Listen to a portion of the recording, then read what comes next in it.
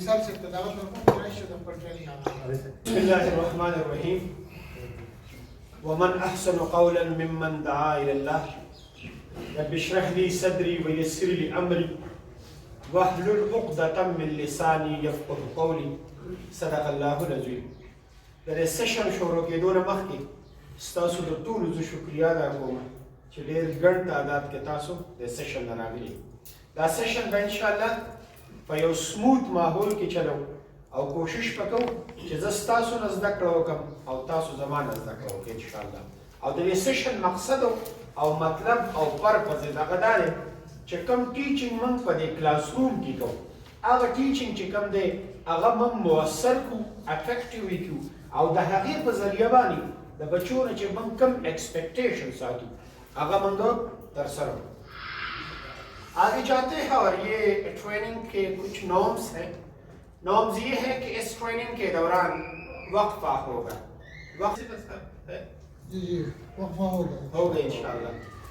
وقفہ ہوگا بعد انشاءاللہ فوراً اور اس ٹریننگ کو بالکل سائلنٹ انداز میں سنیں گے. کویسچن آنسر کے لیے وقت مقرر کیا گیا ہے.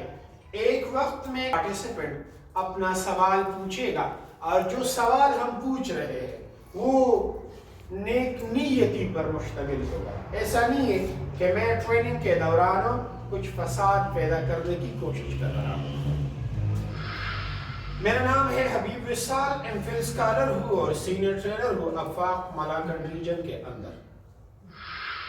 آج کا جو ہمارا ٹاپک ہے وہ SLO based teaching and assessment ہے. آپ نے یہ نام سنا ہے SLO. SLO کیا ہے, ELOs کیا ہے, اور جو ہم SLO بیس کو بنا کر ٹیچنگ کر رہے ہیں اس کے بعد ایک مرحلہ آتا ہے اور اس کو کہتے ہیں اسسمنٹ.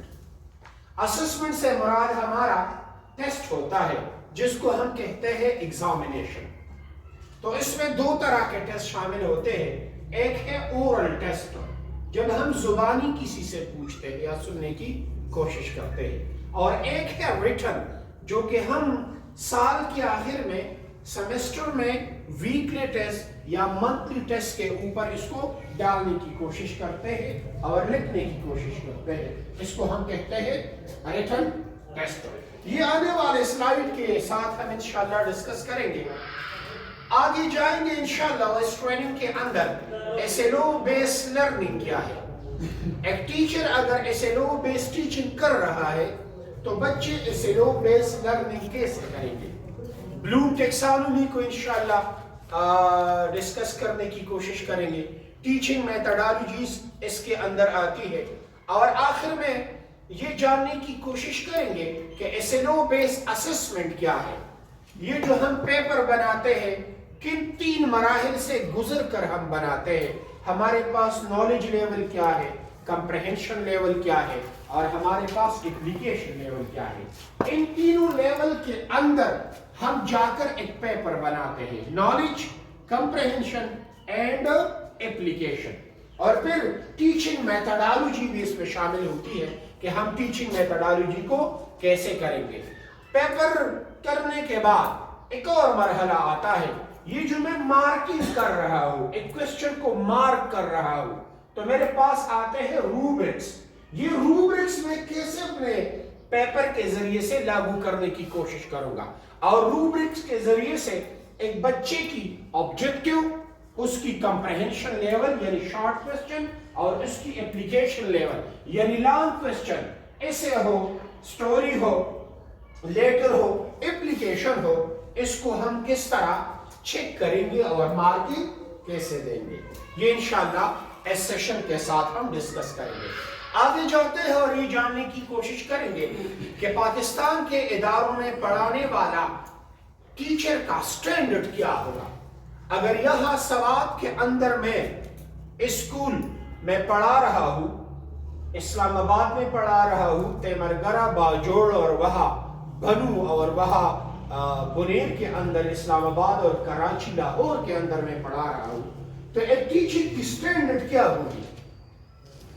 مسئلہ تو پختو اردو کے مسئلہ نہیں, تو ایک ٹیچر کی انشاءاللہ پشتو میں بھی تھوڑا سا لگائیے.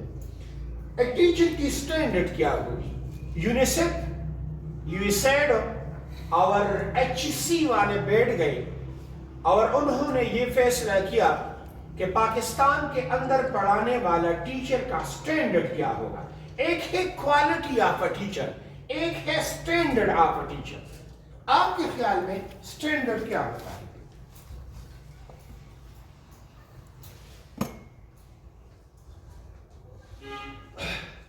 स्टैंडर्ड कहते हैं मायार को। ये मेरे हाथ में जो स्लाइड चेंजर है ये ताइवान का बना हुआ है और ताइवान का जो स्लाइड चेंजर है वो मशहूर है, तो इसलिए इसका स्टैंडर्ड ये है कि ताइवान का। अब हमारे घरों में आमतौर पर दो किस्म की घी इस्तेमाल होती है, एक है शमा घी और एक है फैमिली घी। अगर आपसे कोई ये कहे कि आप लोकल घी लेकर आए तो आप उनसे कहते हैं कि नहीं, उनका स्टैंडर्ड अच्छा नहीं है। अब फैमिली घी की और शमा की स्टैंडर्ड अच्छी है। तो एक स्टैंडर्ड के अंदर हम किन किन चीजों को देखते हैं, नापने की कोशिश करते हैं, तब इनके बाद हमारा स्टैंडर्ड का पैमाना आता है। अगर मेरे टीचर के अंदर ये और ये चीजें हैं तो फिर ये एक स्टैंडर्ड टीचर है। अगर ये नहीं है तो इसकी स्टैंडर्ड पर काम किया जा सकता है। Standard number 1, subject matter knowledge. उसको अपने मजमून पर महारत होनी चाहिए, कमांड होनी चाहिए। कौन सी मजमून में? जो हम पढ़ा रहे हैं वो मजमून, या जिसमें हमने 20 MPhil या PhD की हुई है वो सब्जेक्ट जो पढ़ा रहे हैं। जिस सब्जेक्ट के अंदर मैंने एजुकेशन हासिल की, यानी मेरी 20 की डिग्री, इंग्लिश हो, केमिस्ट्री हो, बायो हो, इसको जो डिग्री मैंने हासिल की है उस पर मुझे कमांड आनी चाहिए। तो इसको कहते हैं सब्जेक्ट मैटर नॉलेज।